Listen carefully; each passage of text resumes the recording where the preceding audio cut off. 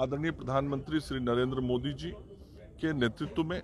और श्री नीतीश कुमार जी के मार्गदर्शन में जो बिहार में सरकार चल रही है वो किसानों को आर्थिक रूप से खुशहाल बनाए, समृद्ध बनाए और इस यांत्रिकरण मेले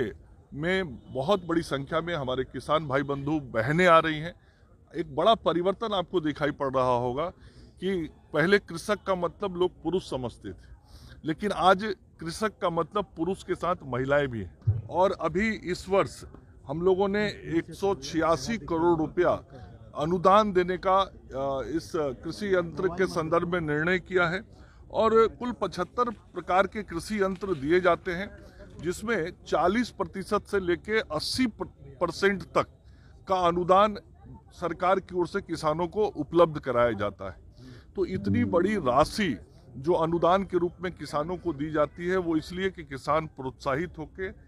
आधुनिक यंत्रों का इस्तेमाल करें, खेतों का उत्पादन बढ़े। का आज उद्घाटन माननीय मुख्यमंत्री श्री नीतीश कुमार जी के द्वारा किया गया।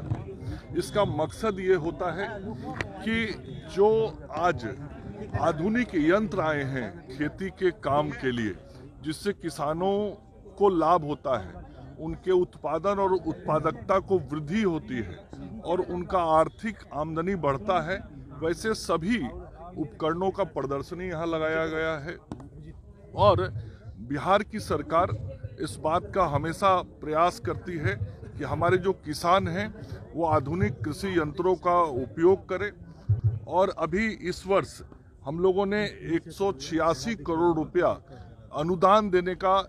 इस कृषि यंत्र के संदर्भ में निर्णय किया है और कुल 75 प्रकार के कृषि यंत्र दिए जाते हैं, जिसमें 40% से लेकर 80% तक का अनुदान सरकार की ओर से किसानों को उपलब्ध कराया जाता है। तो इतनी बड़ी राशि जो अनुदान के रूप में किसानों को दी जाती है वो इसलिए कि किसान प्रोत्साहित होकर आधुनिक यंत्रों का इस्तेमाल करें, खेतों का उत्पादन बढ़े, उनको लाभ हो। और इस यांत्रिकरण मेले में जो कृषि यंत्र उत्पादन करने वाले हमारे किसान हैं वो भी आते हैं, व्यापारी भी आते हैं।